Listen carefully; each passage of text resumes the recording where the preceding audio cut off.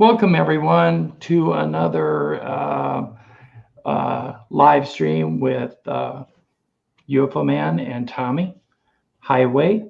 We are going to be doing a UFO review this evening, along with a few personal encounters. Hope you enjoy the stream. The hat that I'm wearing with the baby alien in the white circle is the trademark of a merchandise store called whitealiens.com. And as you see down in the banner down below my name, it says hat and stream sponsored by www.whitealiens.com. And this is the case. And I promised the owner of White Aliens that I would wear his hat this evening and show off his awesome merch. So if you get a chance, visit his store. It's alien inspired. There's a lot of different things there. So check them out. Okay. Tommy, should we bring up the videos first? Is that what we're going to do? Yeah, let's go ahead and play some videos and kind of give our opinions, and let's get the opinion of the audience as well. Okay, we'll do that. I just wanted to say real quick to everybody that's out there on the chat room, this is going to be, we want this one to be a little bit more, let's say, driven by your presence more than anything else. We want to hear what you think and answer your questions on this. So, yeah, we're going to be more interaction. It's going to have more interaction. Mm-hmm. Let's see here. I have to remove this. How do I do that? Hold on a second here. There we go. Now I got it. All righty. Yeah, we're going to do more interaction with the actual comments tonight. Tommy's going to work on the comments while I'm going to try to present the material. Let's see here if I can get this going now. Okay, now most of these videos are not going to have audio. The reason is because we want you to comment. Mm-hmm. Okay, here is something. Hold on a minute here. Coming up between the tree branches.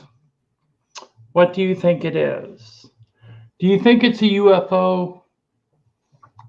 Or do you think it's something else? What do you think, Tommy? Well, there's not a whole lot to this one. And I mean, it's very interesting to say the least, but there are, I would think, certain camera conditions that could actually create something like this. Water crystals, ice crystals, or, I mean, it could be something as simple on the lens and the light's reflecting off of it. But it is very interesting looking. Right. Heidi, what do you think? What do you think it is? Heidi in the chat. I know you've already seen it, so maybe you already know what it is. But white in color, do you mean Caucasian? Yes, it's a Caucasian alien baby on the hat, Renee. Yes, you're funny. Okay, this object here was filmed using a Nikon P1000 camera on 400 millimeter zoom lens. Okay.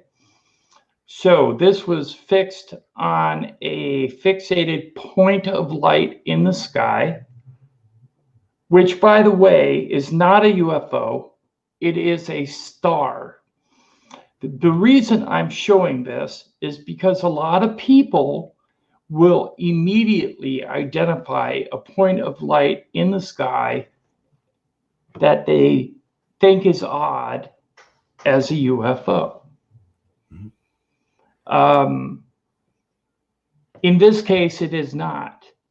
And I just wanted to show an example of something that could be misidentified as a UFO, but is not a UFO. This is a star. Now, we do not know what a star really is. I mean, we have not gotten close up to a star to actually tell what a star actually is. So when we see these patterns of light, do we actually know what these patterns of light represent? No, we do not know what it is. Do we know if it's flying? No, we don't even know if it's hovering.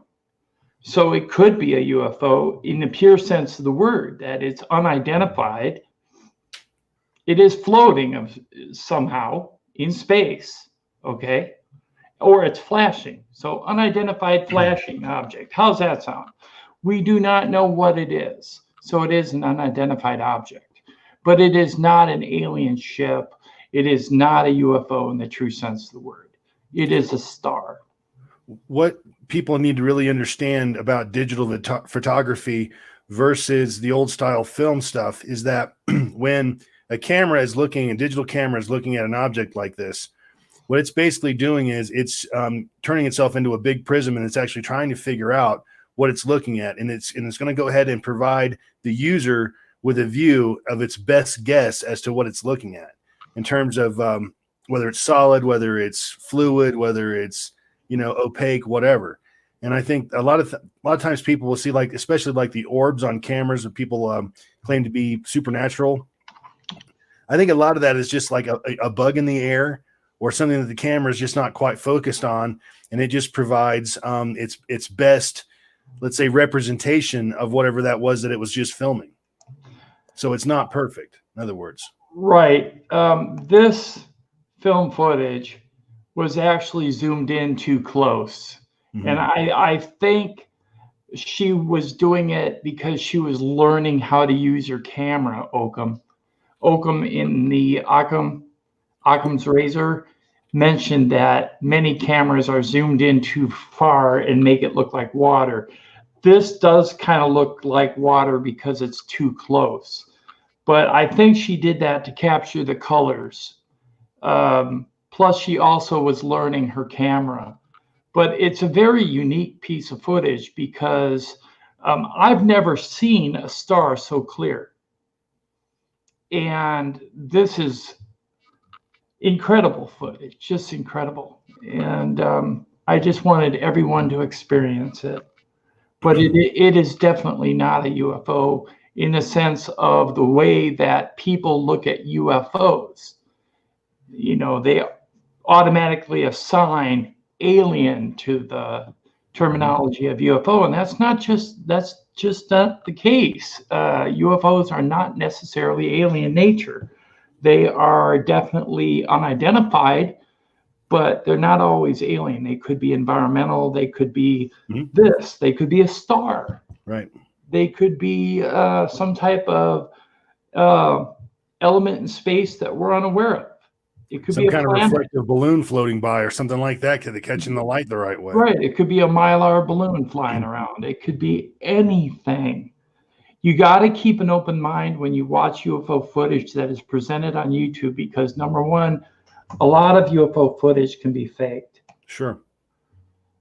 And today's editing software and Photoshop software has gotten so advanced that a lot of people can really put out some incredible stuff. But this here is from a credible witness who I know personally. I've talked to this person several times. Her name is Linda Miller. I'm sorry about the buffering. There it is. Her name is Linda Miller. She lives over by Monterey, California, and she is an avid photographer and videographer, and she does this as a hobby. So this is wonderful footage. And if you want to get a hold of her, she has a channel on YouTube, and it's just Linda Miller. Just go there and check it out. Spelled with an I. Anyways, all right, this one I'm going to stop. Just to Tim's point, just because you're skeptical of the things that were being shown on video these days, and like Tim said, there's a lot of people out there that can create some pretty wild things. Okay, just because you look at this kind of footage with a skeptic's eye doesn't make you a non-believer. It just makes you actually a smart human being, is what it does, because you're not just falling head first into every light in the sky being a UFO. And there are people that are like that. like Tim was saying, just anything in the sky that's unusual. Oh, it's aliens. Well, it could be anything. Occam, the reason why we're not doing the video sound is because we want to comment on the videos. Now, I know where these videos were filmed. I can give you that information. Or I can play the sound. What would you prefer, Occam? The Linda Miller link, just go to Linda Miller. Just go to YouTube, type in Linda Miller, and you'll see the link. It'll show a lady and her dog in the avatar, and you'll know right away. Here you go. Just click on it. Okay, and then, all right, the next video we're going to do is multiple lights seen over South Boston Harbor. Now, the jet that flies over is a passenger jet, but I accidentally cut it off when I was editing it, so I can't prove it. But here is the footage. It shows the lights. Let me see if I can play the sound. Hold on. I'm going to see if I can play the sound. No, I can't play the sound on this one. Okay. Just hold on a second. I'll get it going. Here we go. All right, this is the footage. Man was out walking on his break from work, and he noticed these 3 lights in the sky. Now, those 3 lights are not supposed to be there. This is early morning. There's multiple lights that show up. Now, what are these? I have no clue. What do you think, Tommy? See the cop car going past there on the road. Right, like underneath them. Yeah, I mean they're awfully stationary. Okay, they're very stationary. They're not blown in the wind or anything like that. I mean they're just sitting there. Now, a lot of people can say, well, drones. Well, that's true, but there's a couple things that you have to understand about drone footage. Number one, you have to have a pretty big drone to keep it completely stable in the air. Otherwise, it will move. It will sway. And number two, in order to produce a bright light like that, you'd have to have a pretty significant power source. Now, I understand that we've got some very bright LED flashlights and things like that out there. I own some myself. But when you're talking about from a distance, especially at altitude, the light has to be pretty bright for a whole lot of people to see it. Right. Especially and look that size. You know what I mean? As you can see, the lights are increasing in number, too. Yes, they are. Yep. And they keep holding their position. The first 3 do. Mm-hmm. What I want to say is drones also have anti-collision lights that they must use at night. And these drones, these lights are not showing any type of green or blue flickering lights. No anti-collision lights, no standard aircraft lighting. They appear to be a solid color. Right. So, in my opinion, these are unnatural lights. They shouldn't be there. Agreed. There's another one right there. See that? Mm-hmm. Now, somebody suggested because there was a jet flying over that maybe they're flares. But the one thing that I noticed, and I think it was Occam that said this on the original comments on the video, was that flares don't hover. No. Flares float downward. They're absolutely affected by gravity. Gravity is going to pull them to the ground. Besides that, they don't usually burn for a very long duration either. Depending on the flare. I mean, I'm sure there's some probably 30-minute flares out there. But good luck getting one to hang in one spot for 30 minutes. It's just, there's no way to do that. Right. These lights here hung in one place for like 12 to 15 minutes, according to the person that took the video. At one point, he just gives up because he has to go to work. Mm-hmm. But it's just interesting that these lights are hanging right above the harbor, and not more people aren't stopping along the road and looking at it because, we did see that police officer drive underneath. Mm-hmm. Where's the rest of the traffic? You would It's think that something like that, as big as that is, and as obvious as it is, it would absolutely draw a lot of attention. I mean, right, even in the wee exactly. hours of the morning, somebody's going to be seeing that. I've actually looked on MUFON to see if there were any reports about this. None. I looked on NUFORC, National UFO Reporting Center, to see if there was any reports on this sighting on this date, and there were absolutely none. I checked online, just to see if there were any more reports of UFOs over the South Boston Harbor on this date, and there were absolutely none. So maybe this is the only guy that caught it. I don't know. I just find it very interesting, the lights. There's definitely something there. Yeah, I don't know what it is, or maybe there are several things there. I don't know. Hey, Alex, welcome to the chat room. Alex is here. Hey, Alex.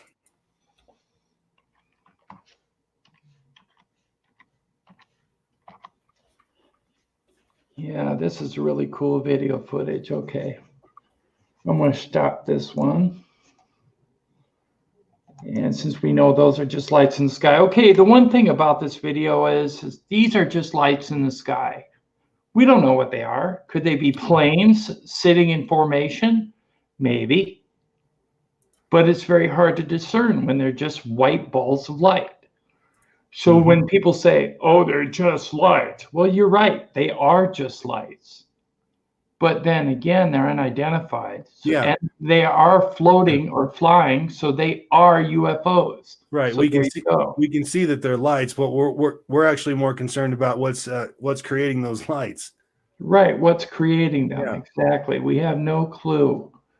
And even if the Pentagon comes clean about the Tic Tac, that's just about a Tic Tac. That's not about all the other shapes and sizes and designs of craft that are being seen. Decades of reports, decades upon decades of reports. Right. Decades of reports. I mean, come on. Where's the other information? Why won't they come clean on that?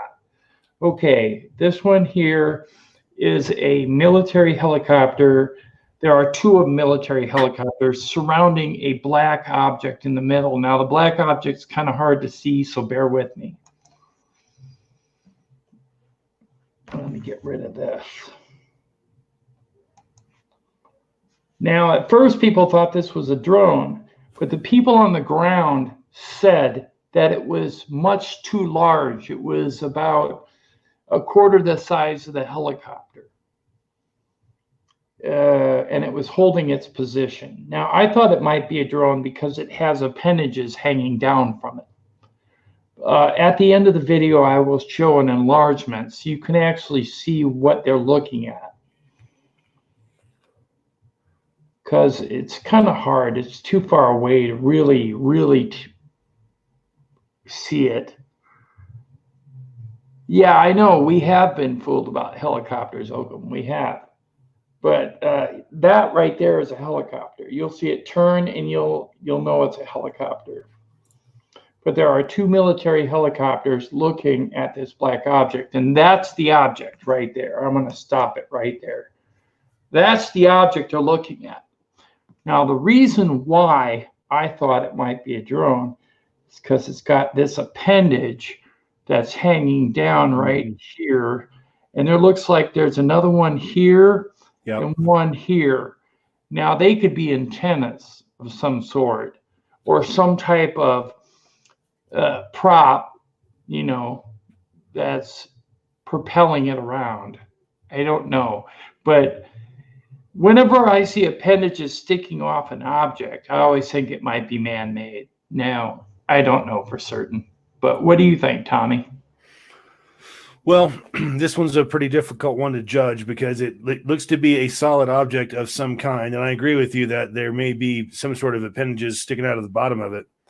But if you can back it up a little bit and let's look at the size comparison next to the helicopter again. Right. Okay, hold on a second. Let me go back.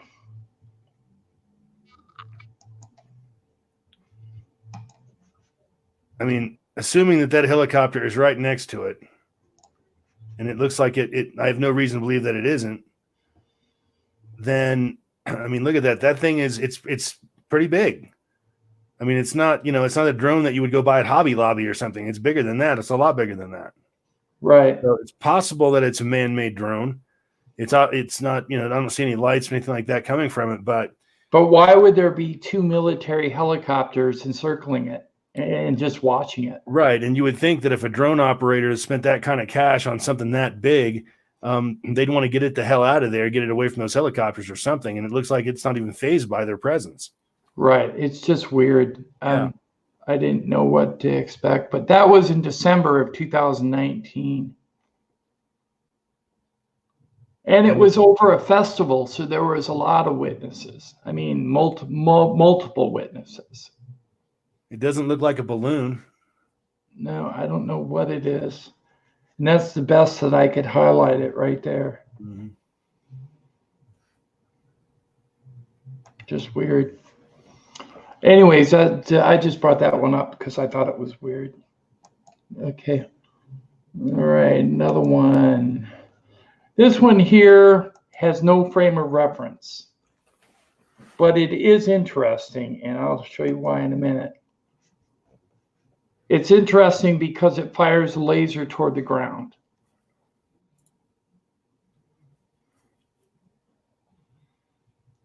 Here, it's going to fire it pretty soon here. Does it about 4 or 5 times, and you missed it, Tommy. You turned away. I'm sorry. Here we go. I think I've seen this one before, though. This occurred, I don't remember where this occurred, but the person who took the footage didn't get any frame of reference. So it's really, really difficult to tell how big it is, how far away it is, where it is in the sky, etc. But it is firing a beam of light toward the ground. Now, check this out.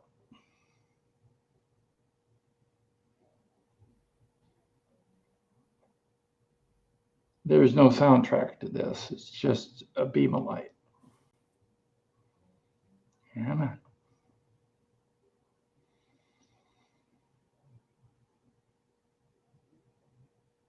I mean, how many times do you see something fire a beam of light toward the ground? Never. Look at that. Yeah, it's just amazing. And there's going to be a couple more times too. I think so.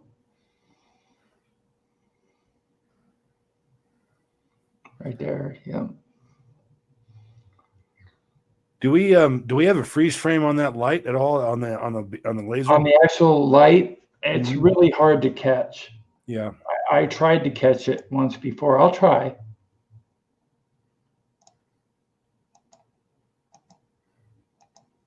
I keep stopping it.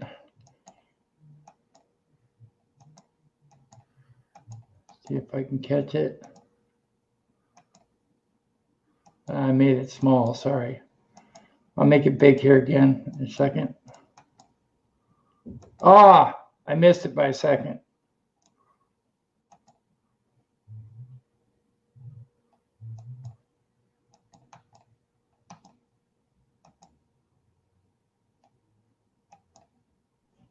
See, it's too hard to catch. Yeah. It's so fast. Even when I slow it down, I'll show you. If you slow it down, all right, take this and we go to playback speeds and we slow it down, say even by 2, okay? 2 will be too slow. Playback speed, we'll go here.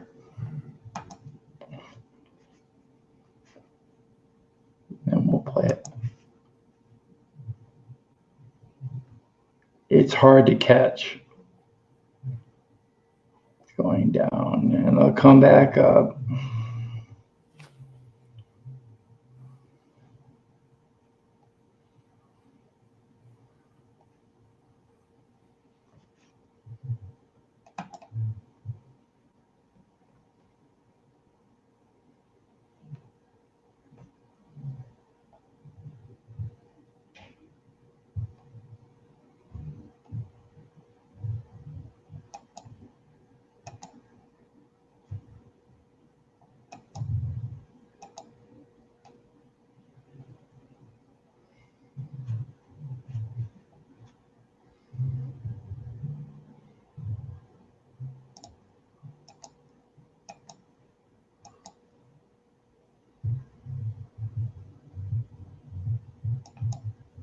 Trying to catch it.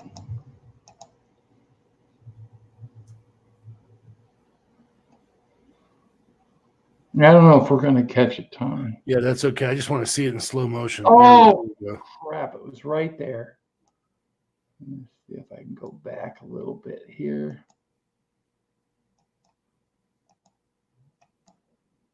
Right there.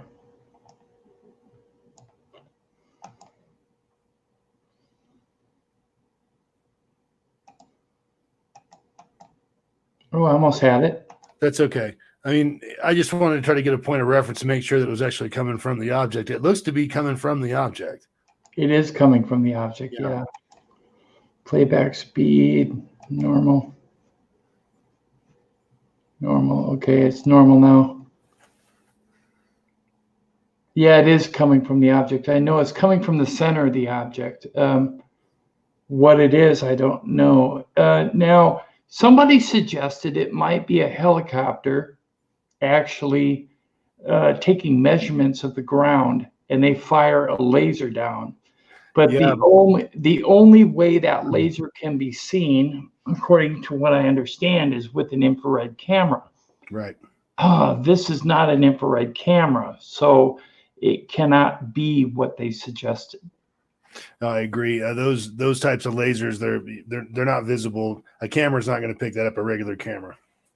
Right. So this is not a helicopter with one of those beams. They can put the timestamp of the light beam in the comment section and then click on it, and it'll take them right to that frame.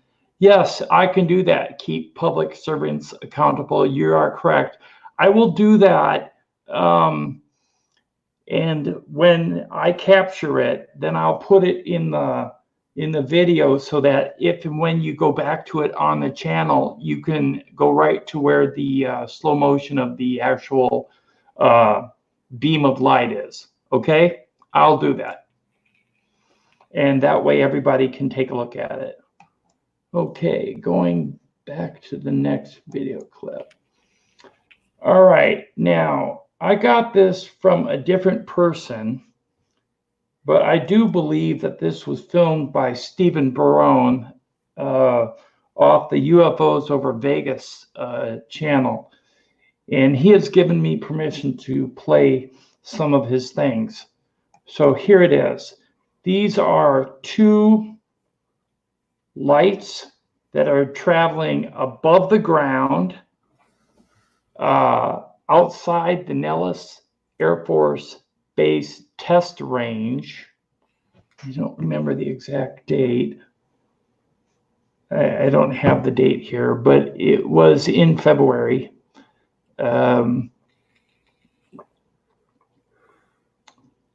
I just found that they were kind of unique because they do combine and become one. And at one point, you'll see a camo dude in a white truck drive by right there. And according to the videographer, that is a camo dude.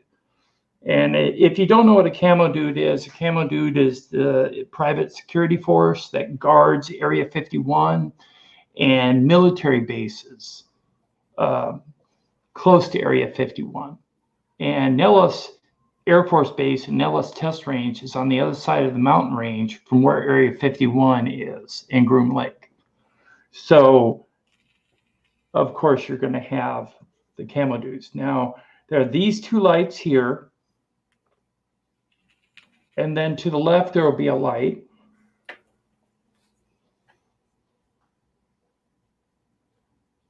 Let's see if it goes to the left here.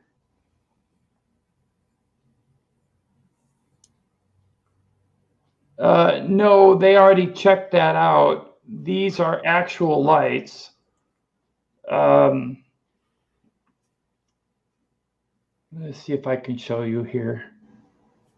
Okay. All right. This is the second. No, that's the third light. Okay. These are the first two lights. Let me go back to the beginning here so I can explain. These are the first two lights right here. And then there's a second one or a third one over here that flares out. It completely goes out. It's to the left. You'll see it.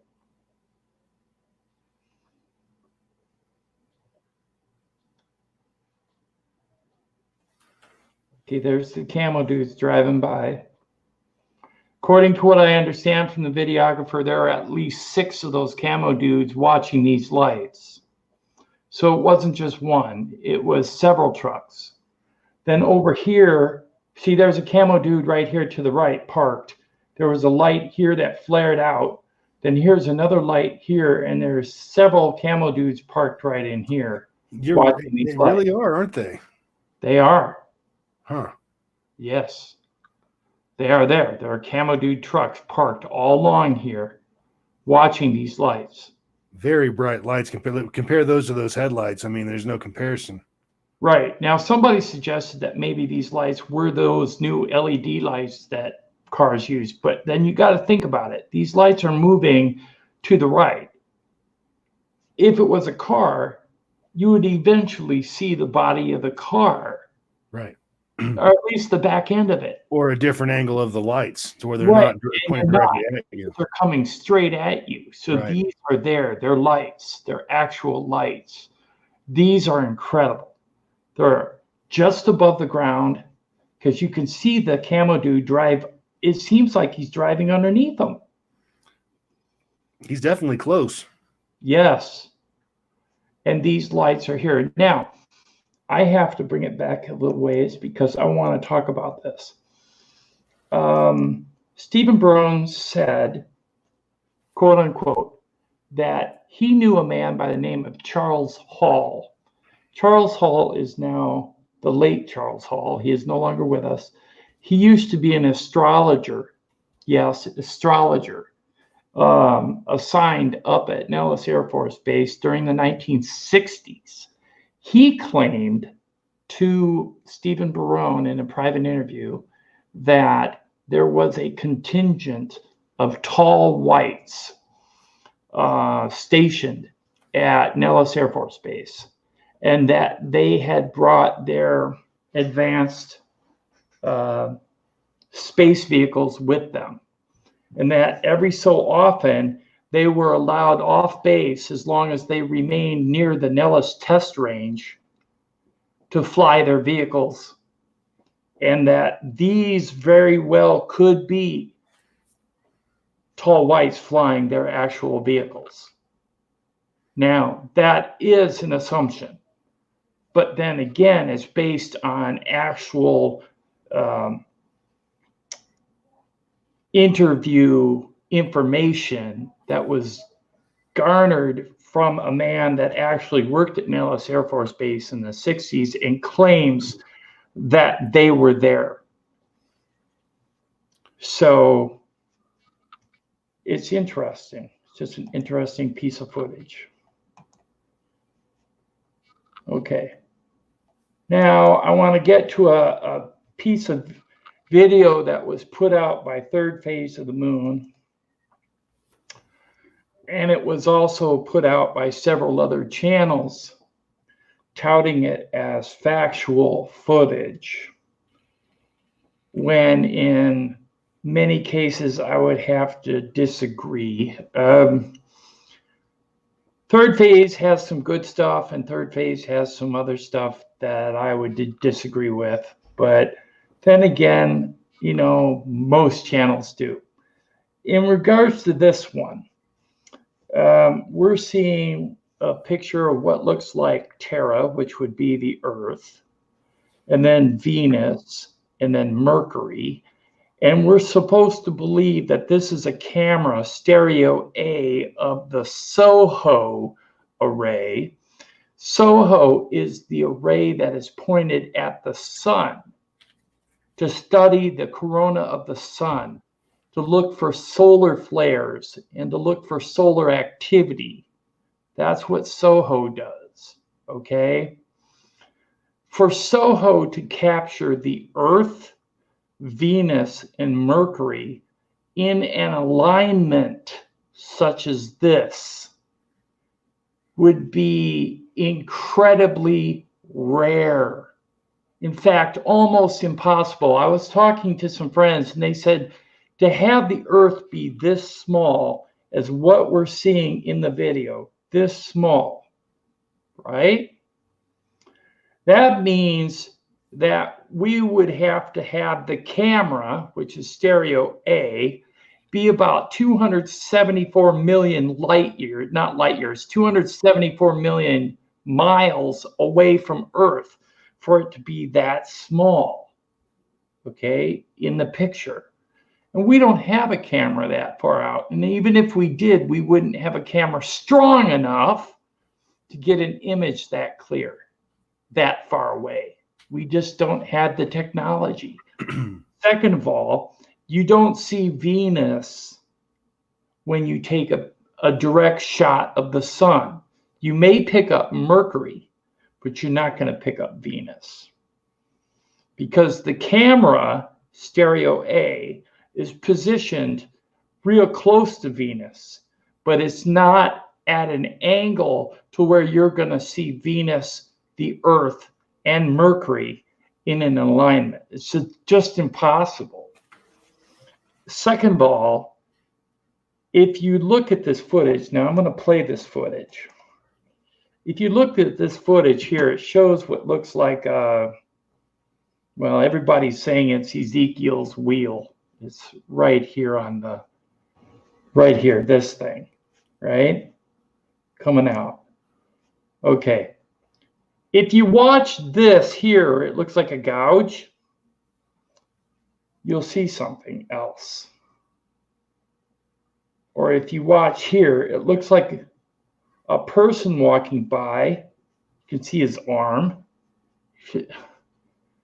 There's something going on there that isn't right. Okay. Let me go back to the video. Okay, this is third phase, is animation, which is really cool. But here's Mercury, Venus, and the Earth, correct? Here's this thing supposedly moving toward the Earth. What is this up here?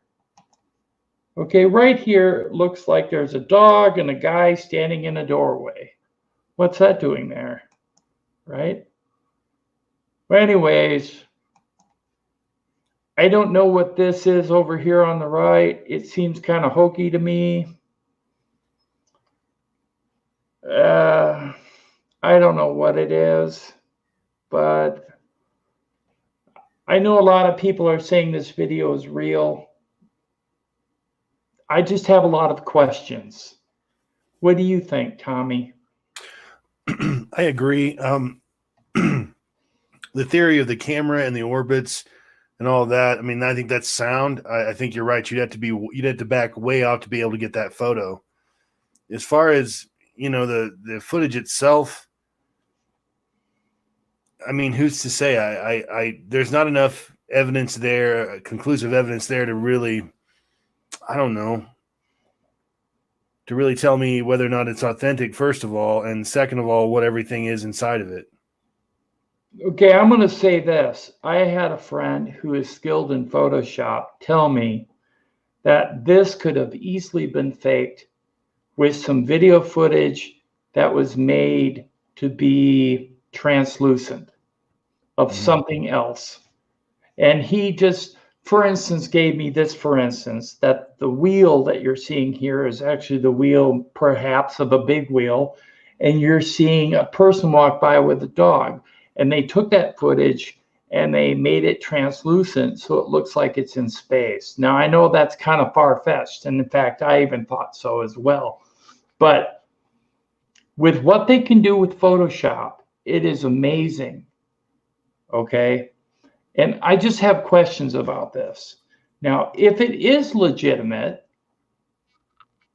it's fantastic footage. Incredible. Because it looks like Ezekiel's wheel, just like what the Bible says, kind of like this animation they have here by the Earth that third phase is put up. Looks a lot like that.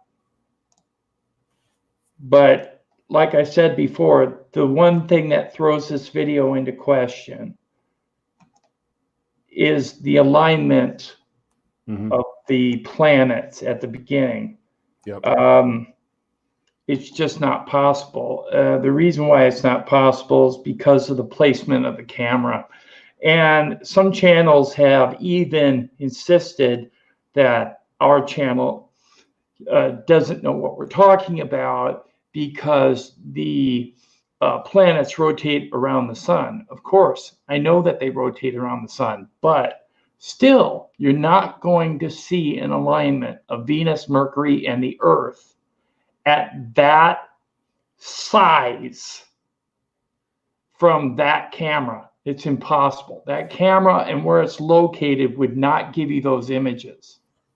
Venus would be much larger. The Earth would be much larger than what you're seeing in the video. And the, I got to get back to that video. Hold on a minute here. And the Earth, this Earth picture here on the line, you can barely see it right there. Earth would be significantly larger. So this is in my opinion, this footage has been altered. Yeah. Maybe there is something in the sky coming out of the sun, but the planets over here is what had me fooled for maybe a few seconds, and then I talked it over with some friends, and there's no way that that's legit. So in my book, I would say that part of the video is not legitimate, but I don't know about the object coming out from underneath this weird, it looks like a brush stroke. I don't know what that is. Well, the thing about it is when you take a video like this and we analyze it and then reanalyze it, and you come up with the fact that at least part of it we think is bogus, probably the whole thing is. Just saying. Yeah, I mean, this is great animation that Third Phase put out. Sure. And it's a good video they made, and it's very entertaining. But I tend to believe that this video is not legitimate and that a lot of people are being fooled. So keep an open mind, do your research, and figure it out for yourself. You make your judgment call. If you think it's real, then it's real. If you don't think it's real, then it's not. Anyways, that's it for my UFO review, and we're going to turn it over to Tommy for some personal UFO encounters. Thank you, Tim. I don't know, many of you folks may or may not know this, but I'm actually an author. And I'm an engineer all day, but I'm an author on the side. And the thing that really got me into writing was some of the very unique and odd experiences. Sorry. That's okay. One of the big ones, I mean, I've told my first encounter story before on the channel, so I'll tell you the second. Basically, it was the year was, let's just say, the mid-90s. Excuse me for a moment.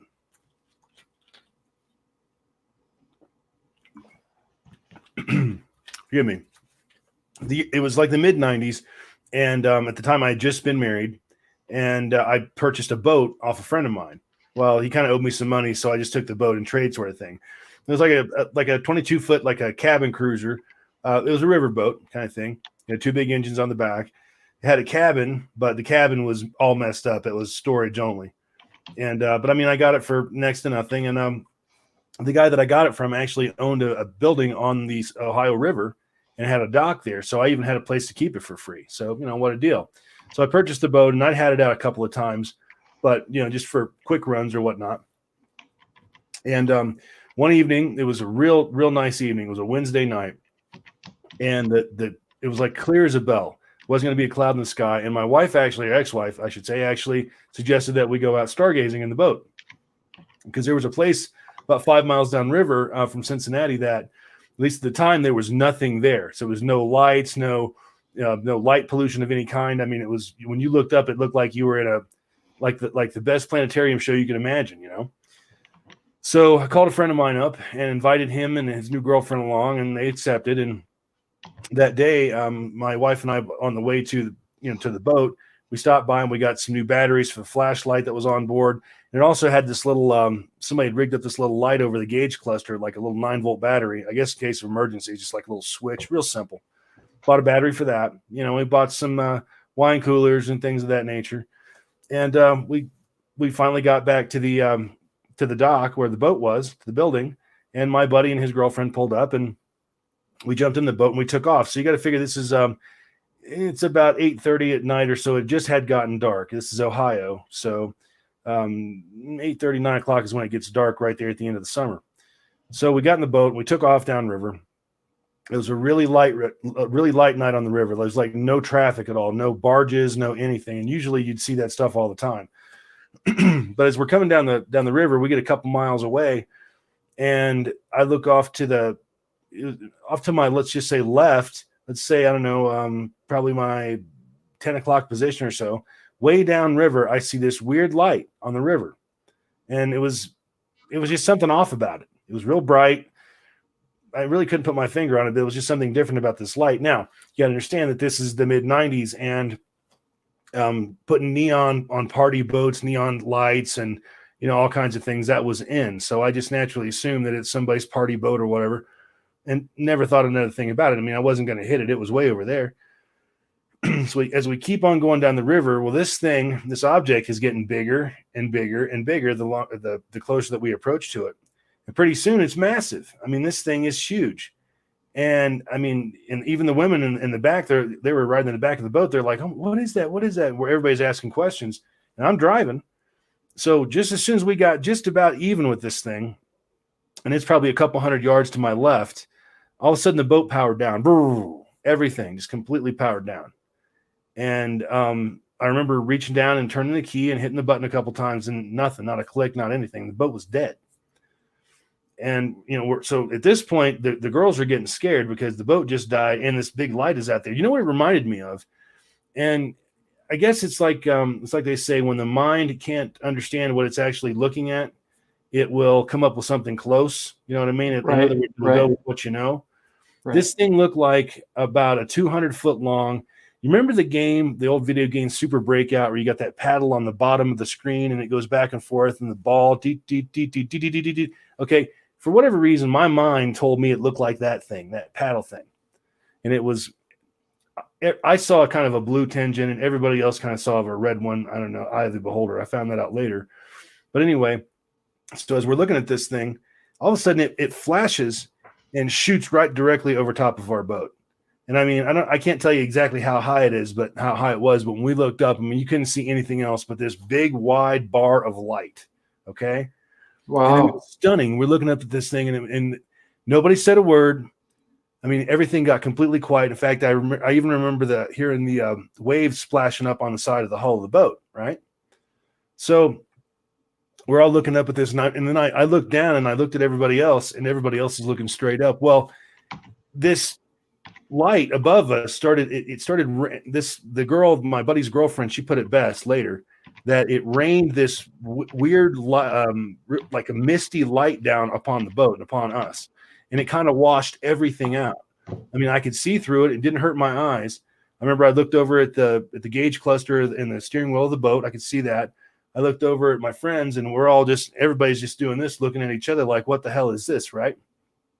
And then that light, that foggy light, kind of dissipated into nothing. And then the object flashed again and took off downriver a couple miles anyway. I mean, it shot straight down there and it just stopped. Oh, I forgot to tell you something. There's part I forgot. Before it actually flashed and came over top of the boat, I had this old pair of binoculars in the boat. And I threw them up to take a look at this thing. And I realized right away that this wasn't a boat or something like that, because it was hovering above the waters. I mean, probably 10, 20 feet above the water. And my buddy, let's call him Roger, guy wasn't real bright. I didn't say anything. I handed him the binoculars so he could take a look at this. And he pulled the binoculars up. And the first thing he said was, "Hey, man, that thing's hovering above the water," which sent the women into a panic. But anyway, that's when it popped over our heads, and then it took off downriver. So it's downriver about, let's say, my 2 o'clock position, a couple miles down. And it all of a sudden, it emits this light out of the bottom of it that was like, the best way to describe it is like a wall of light. And it started moving. This light wall started moving like it was scanning the water below. And as it did that, the craft itself, or whatever the hell it was, it started moving really slowly in almost like a crescent sort of shape. And it crossed our bow again. and it's like it's just scanning. It was interested in something in that water. There was something in the water that it was very interested in. I can tell you that right now. While it's doing this, we start to hear the roar of jet engines in the distance, and they're getting louder and louder and louder because they're getting closer. And Wright-Patterson Air Force Base, of all places, happens to be nearby. I'm sure that's where they came from. Anyway, so just about the time they got really loud, this object, it retracted that light back up into itself. I don't mean it turned it off. I mean, it literally went like this light went back up inside it, and then it blinked and shot straight up, and it was gone. I mean, faster than a blink of an eye. No sooner did it leave that 2 fighter planes came in.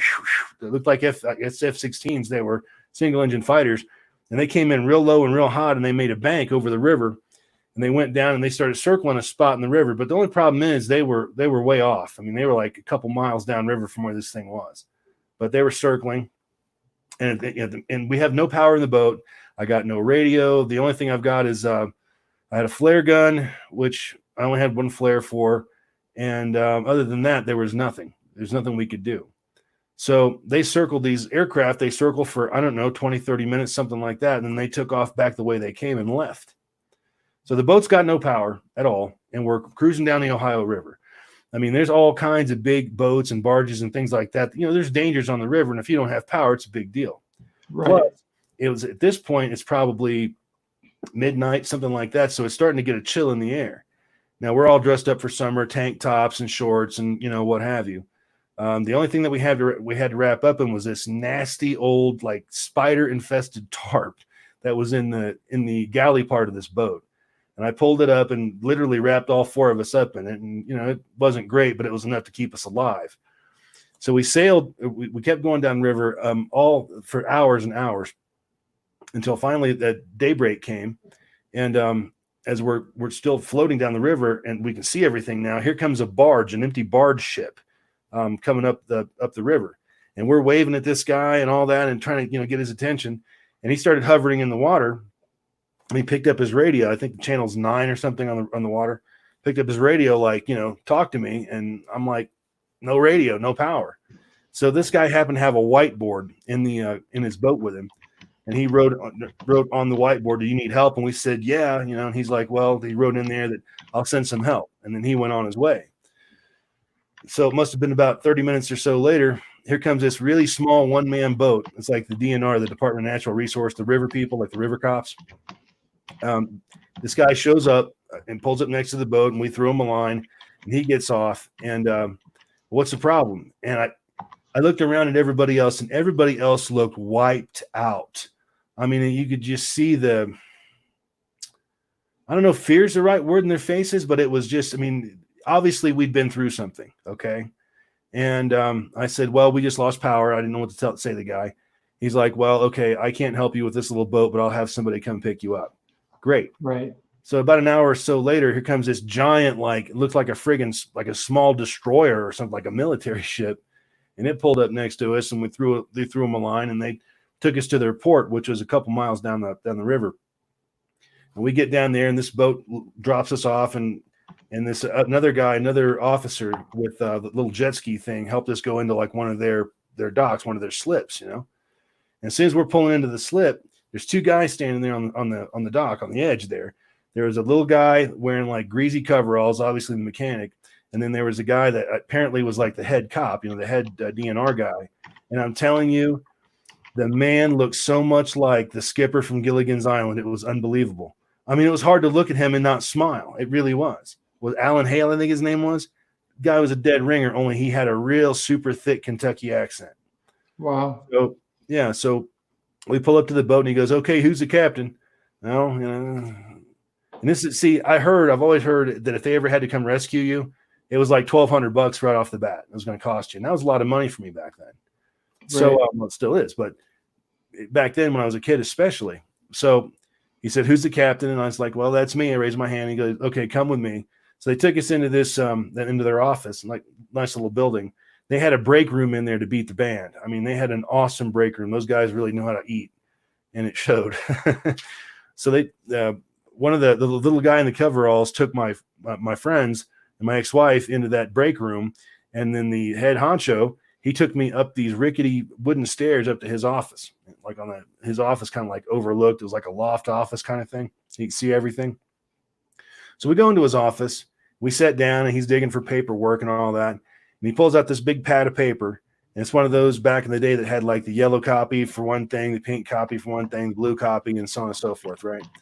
So he starts taking all my information down: name, address, phone number, social security number, yada, yada, yada. All the things that you think they would ask me. And then we get down to the very end of this form, and he goes, okay, in your own words, tell me what happened. Oh, okay. So at the time, I'm a government professional, all right, working in IT. I can't exactly go around telling UFO stories. Okay, I can't do it. Right. But for whatever reason, I mean, this guy kind of rocked back in his chair like this and looking at me, put his pen down. I don't know why I did it, but I just decided to come clean with this guy. And I told him the entire story the way I've shared it with you. And he listened and intently and all that. And then when it was over, he looked at me and goes, you know something, son? I believe you. He believes me. Now, of all the things that this guy could have said to me right then, that was the fact that he believes me didn't even make the list. Okay. And I look at him, I must look startled. He goes, I'll tell you why. And he went on to tell the story about how he grew up in that area his entire life, and he still lives in that area. And that those fighter planes had kept him and his wife up for more than a half an hour that night. And that they were so loud and so present that he was expecting to get, like a message or something about an accident on the water or something like that, right? Which of course never came. So anyway, so I told the guy the story, and then we come back downstairs, and he said, and we're going to leave. And he told me, he's like, I'm not even going to write this up. I don't even know how to write this up. I'm not going to write this up. As far as we're concerned, this never happened. Cool. Great. But the problem is the batteries in the boat are dead, which are brand new batteries, by the way. And the mechanic guy said, I'll tell you what, he said, I'll go ahead and charge your batteries up. It'll just take a couple hours and you should be able to get out of here. So the head honcho officer that I've been talking to, he said, I'll tell you what, there's a Denny's down the road. I got to go meet somebody there. Why don't you let me buy you kids breakfast? So we said, sure. So we go to this Denny's, we go in there and we sit down and we eat. And the women didn't touch their food. I mean, they picked at it a little bit, but that was it. But, I had a hell of appetite. I was ready to eat. The whole time we were eating, he's talking to my buddy Roger, and he's getting exactly the same story from him that I told him. He's verifying my story, which, he's a cop. I can understand that. And after a while, some guy walks in, and I guess it's a guy he was there to meet. He said, I'll be right back. They go over and talk for a little while. And then the cop comes back over, and we're finished with breakfast at that point. He goes, okay, you ready to go back? So he takes us back to the station. And as we walk in there, the little mechanic guy walks up to him and starts talking to him real hushly, And then he's like, well, tell him. The cop told the mechanic guy, he said, well, tell him. And the little mechanic guy walks up and he goes, listen, those look like brand new batteries, but I can't get them to take a charge. And they were brand new batteries. I just bought them. I cannot get them to take a charge no matter what. So we're stranded, right? And then the cop said, I'll tell you what, we can go to Napa Auto Parts, or we can have Napa Auto Parts bring you some batteries. That's who we do business with. As long as you're willing to pay for them as soon as they get here, no problem. So after a while, the batteries arrive. They drop the batteries in the boat. Boat fires right up, and I start to leave. We get in the boat, and I start to leave, and the cop says, wait a second. And he took my flashlight, a big Maglite flashlight that was now dead. Everything electric in the boat was dead. Okay, the little light on the gauge clutch, everything is dead. Brand new batteries. And he took the batteries out of his flashlight, which is the same light, put them in my light, screwed the cap back on, boom, and turned right on. So, and we just kind of looked at each other, and he said, have a nice day. So we leave. And we didn't talk about it. I don't remember ever talking about this to my ex-wife at all. It was just something that happened, and we just never discussed it. And my friend, Roger, I never discussed it with him either. And that girl that he was with that night, they didn't stay together very long, kind of thing. It was a new thing. Anyway, so this is like mid-90s. We'll set the Wayback Machine or the fast-forward machine to 2004. At this point, I'm living up in Dayton, Ohio, instead of Cincinnati, which is about an hour north.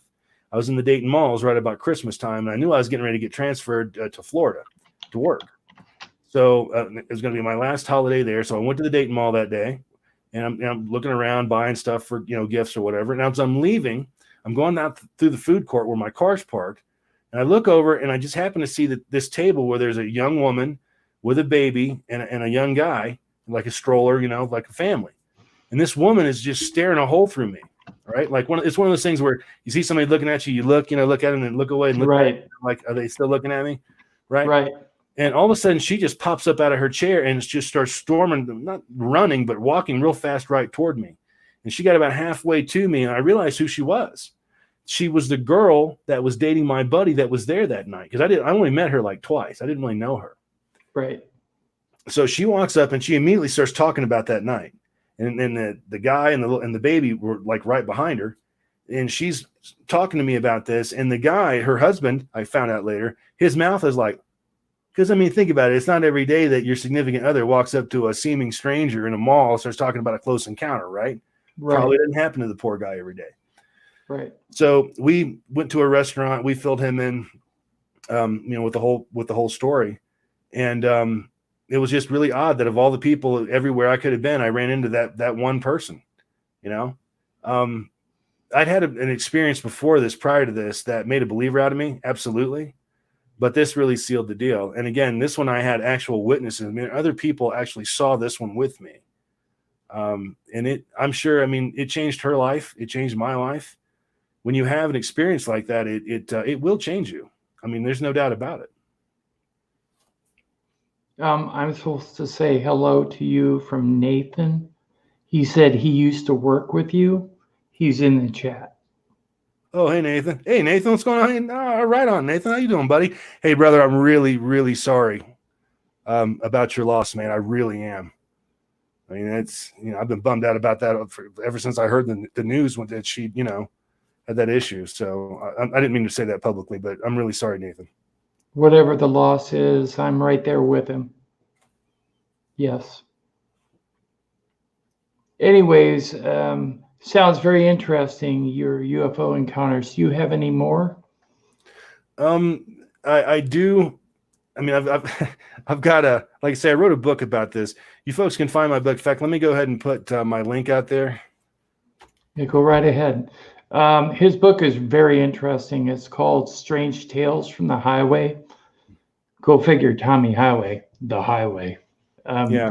It's a good book. Has a lot of stories about UFOs in it and other interesting stories as well.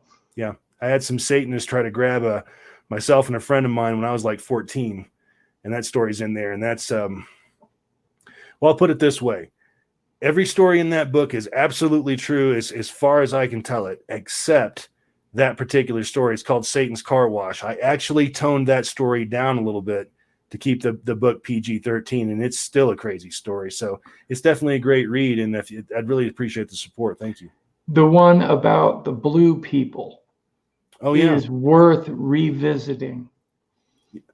Can you tell that? Yeah, I can tell the story about the blue people. Tell the story about the blue people, because that almost insinuates the possibility that they may not be from here. May not. Yeah, there's something going on there. The year is, let's say, 1985, and I lived in Ohio, like I say, Cincinnati, and Kentucky is like 15 minutes away. It's right across the bridge. And I always kind of hung out with the older kids in school. I don't know why, just the way it worked out. But one of my older friends, his family owned some property in the hills of Kentucky somewhere, and he and myself and a group of our friends, we decided that we were going to go on a big weekend camping trip kind of thing. And this is like August, I guess, probably 1st of August of that year. So we load everything up and pick up all our friends and all that stuff, and we head to this camping area, this area that his family owned. And I'm talking about this place is so remote that you have to drive like 40 minutes on a gravel road to get there. I mean, I'm talking remote, right?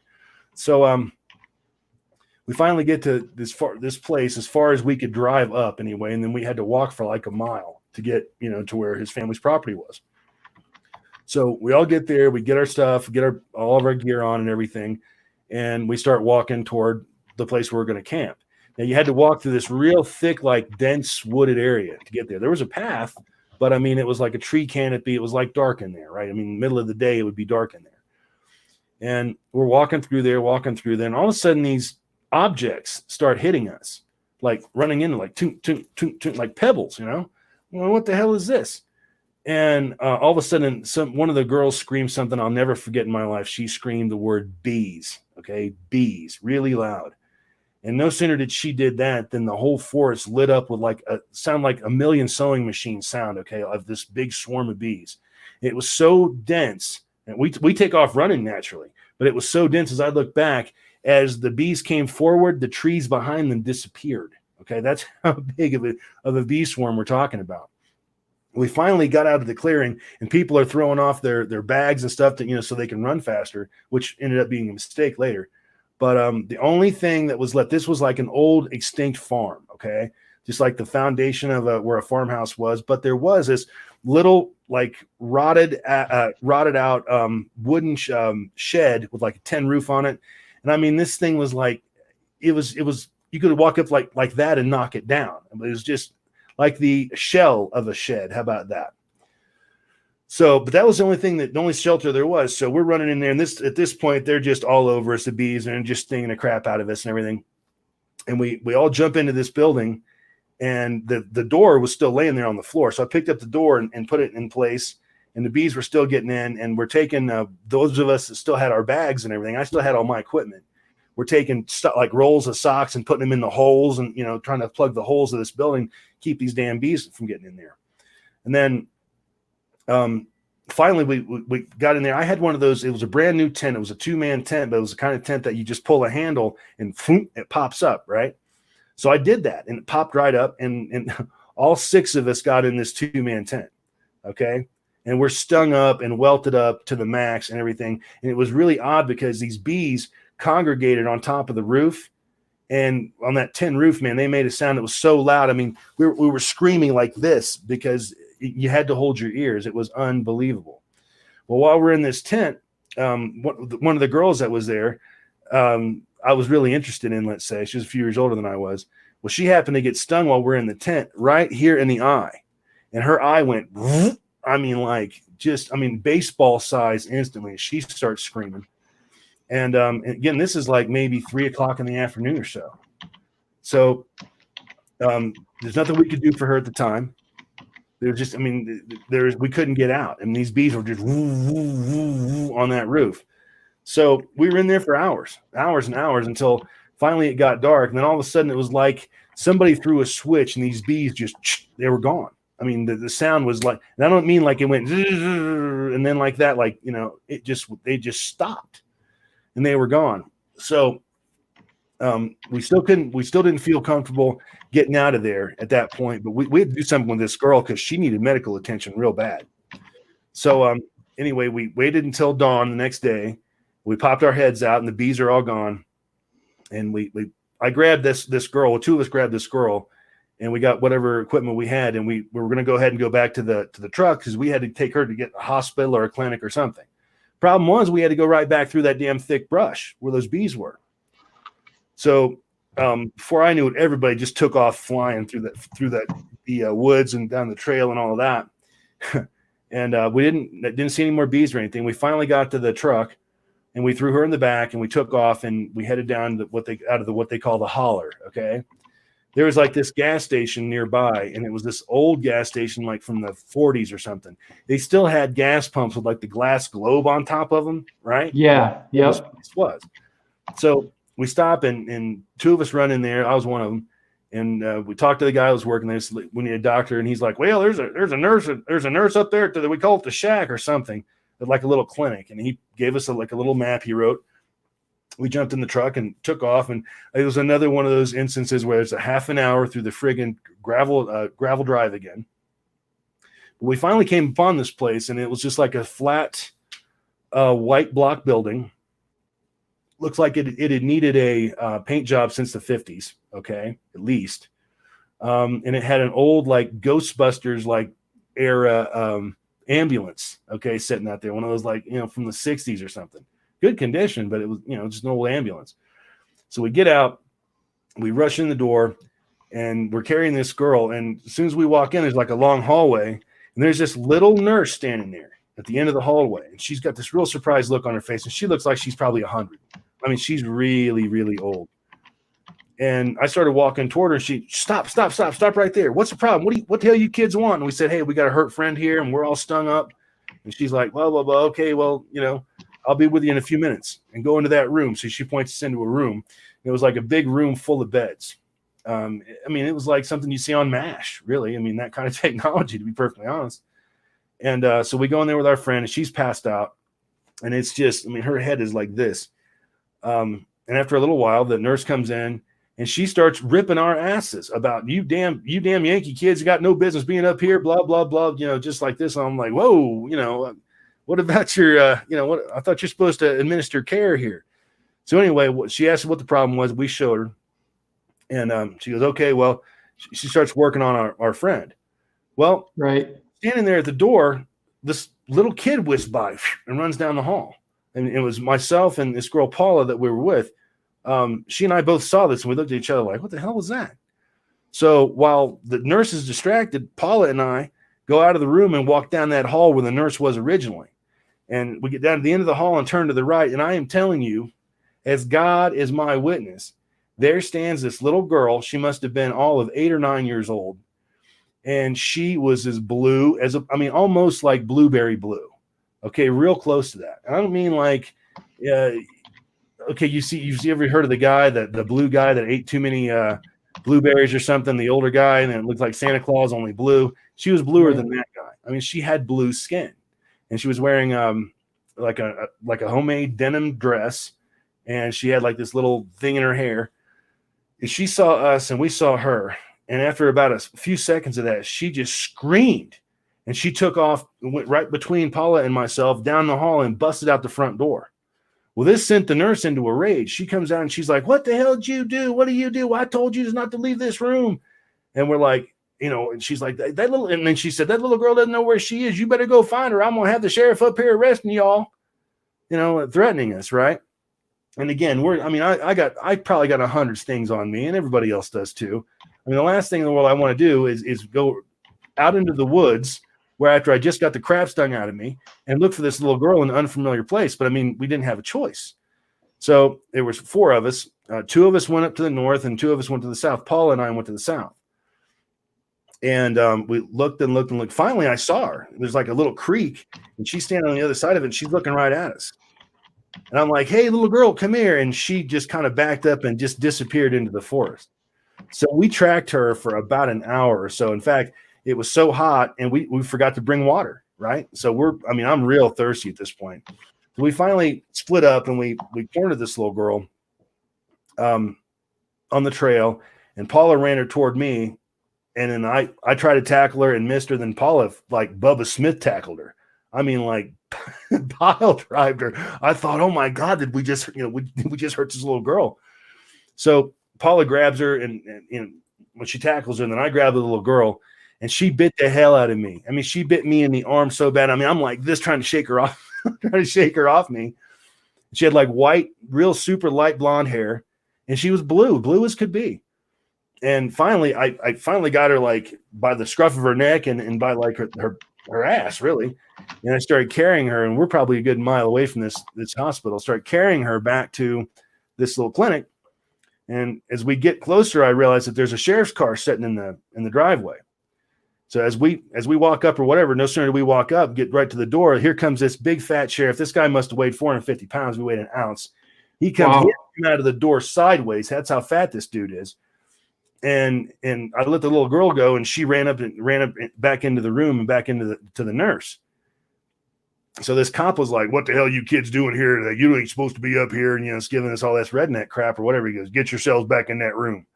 So we go back in the room, and we go back into the room, and the nurse takes the little girl away and the cop away. Then the nurse comes back in, I guess, to put something else on my friend's eye, because she's kind of coming around at this point. And we're like, what was this? What is she? And that nurse is like, ain't none of your business. Ain't none of your damn business at all. But then she kind of goes into a story about how apparently there's 2 colonies of these people. I don't remember if she says there's 1 big colony in Kentucky and 2 in Pennsylvania, or if it's the other way around. But that there was like 2 small colonies and 1 big one in multiple states. And I guess apparently they're real xenophobic. They're even more shy than the Amish, for God's sake, right? So anyway, she puts that stuff back on my friend's face, and then she walks out of the room again. After a while, we hear the engine of that old ambulance fire up. And I remember looking out the window, and there's that nurse and that little girl, and they haul ass, down that road. I mean, they're gone. So, so we're all like, well, what are we supposed to do now? Well, all of a sudden, here comes this cop into this room, and he takes this metal chair and sets it down and sets in it like, reverse style, you know what I mean? Like the other way. And he's like with his arm up on the back of it like this, and he's looking at us. And he starts telling us about how Yankee kids like us had got no business being up there. We better forget what we saw. Kids come up there and disappear all the time in the holler, things like that. The guy was actually threatening us, and I go into a lot more detail into that in the book. But yeah, I mean, these people actually exist. They are real as you and me, and they are blue in color. If you saw one of these people, I mean, almost Smurf blue. If you saw one of these people on the street, you wouldn't believe it. You would think that they were wearing some kind of costume or makeup or something, but no, they're the real deal. And, like I say, apparently there's several colonies of them. So the blue people.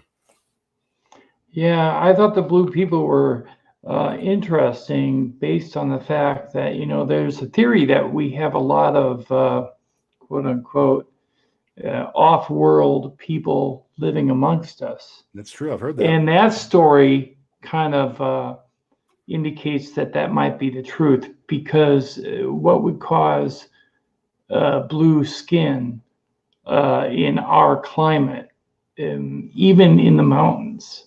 And it wasn't even what would you eat to cause that? Yeah, and it wasn't even like it was patchy. It was uniform color.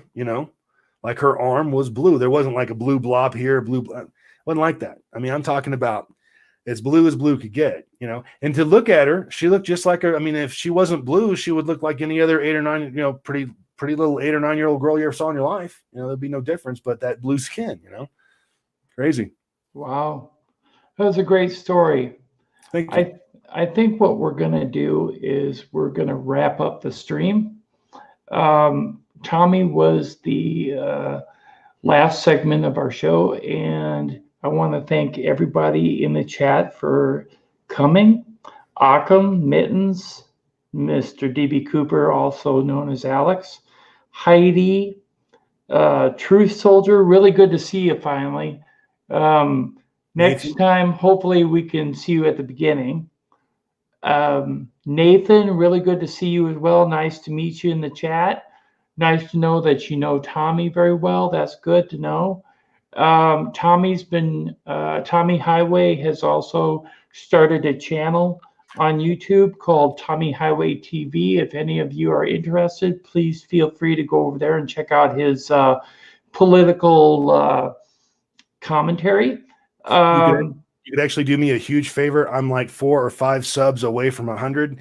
And if you folks could go over there and subscribe to my channel, I would really appreciate that. Thank you. Yes, I would also like subs as well. So if you haven't subbed already, please sub to my channel. That'd be great. Again, I want to reference my hat. This is from whitealiens.com. If you get a chance, visit their site. They have some really cool merchandise. Thanks again for the free hat. Love it. And I want to thank everybody for coming. Yes, again, thank you for coming. And we are going to end the stream in 5, 4, 3, 2, 1. Goodbye, everybody.